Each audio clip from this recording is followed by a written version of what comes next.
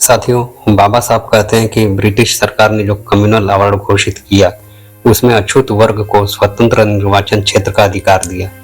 इसके विरोध में महात्मा गांधी आमरण अनशन करने वाले हैं। यह देखकर मुझे बहुत आश्चर्य हुआ। स्वतंत्र निर्वाचन क्षेत्र से भारत की स्वतंत्रता को बाधा उत्पन्न होगी, ऐसा गांधी जी ने गोलमेज परिषद में बोला था। स्वतंत्र निर्वाचन क्षेत्र के संबंध में आमरण अनशन करने के बजाय उन्होंने स्वतंत्रता के लिए क्यों नहीं आमरण अनशन किया। यह आमरण अनशन स्वतंत्र निर्वाचन क्षेत्र यानी केवल अछूतों के विरुद्ध ही क्यों, मुसलमान, सिख आदि के बारे में क्यों नहीं। अछूतों ने अपनी स्थिति सुधारने के लिए हाथ पैर क्या हिलाया कि सारे हिंदू उन पर टूट पड़े। अछूतों को अपनी स्थिति सुधारने के लिए खुला मार्ग नहीं है, कारण उसे हिंदुओं ने रोक रखा है। ऐसी अवस्था में अछूतों को विशेष राजनीतिक अधिकार देने होंगे, तभी उनको अपनी स्थिति सुधारने का मार्ग दिखाई देगा। गांधी ने अधिकार दिलाने के लिए कुछ भी नहीं किया, उल्टे उन अधिकारों का विरोध करते हैं तथा कहते हैं मैं अछूतों का सच्चा हितैषी हूँ। उनके विचारों को और दोहरे मापदंडों को समझना अपने बस के बाहर है। हिंदू लोग अछूतों के साथ गुलामों की भांति व्यवहार करते हैं।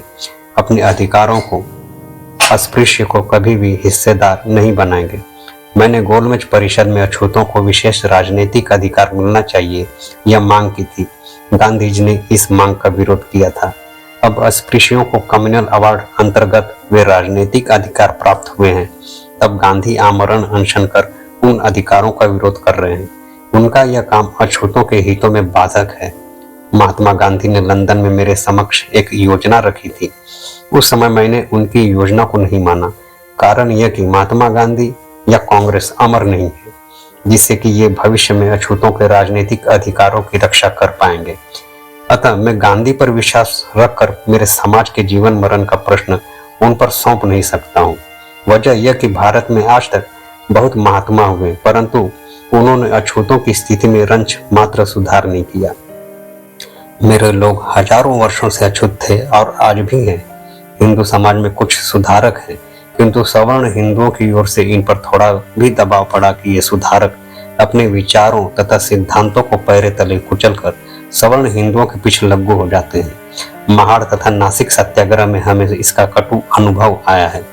केवल उपवास कर लोगों को डराना तथा मैं ही सही हूँ इसका लोगों को एहसास कराना महात्मा की यह कृति धमकाने जैसी है। अछूतों को धमका कर चुप कराना या किसी ने उन्हें अपनी ओर झुकाने का प्रयास किया तो वह कभी सफल नहीं होगा। उन्होंने उपवास के अस्त्र को हिंदू मुसलमान एकता, स्पृश्य अस्पृश्यता एकता जैसे राष्ट्रीय कार्य के उपयोग में लाना चाहिए।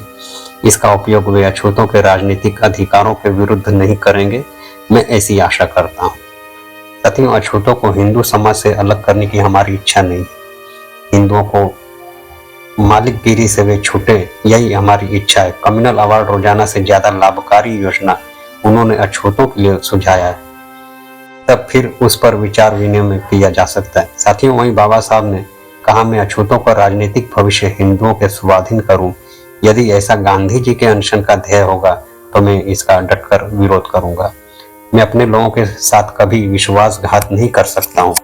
महात्मा के प्राण एक ओर तथा मेरे लोगों के राजनीतिक हक दूसरी ओर, इसमें से मैं किसका चयन करूं। ऐसी धर्म संकट की स्थिति में गांधी जी मुझ पर नहीं लाएंगे, ऐसा आशा करता हूं। भारत के महान व्यक्ति महात्मा गांधी, उनकी जान मुझे प्रिय होकर भी 6-7 करोड़ अछूतों के अधिकार मुझे कम प्यारे नहीं है।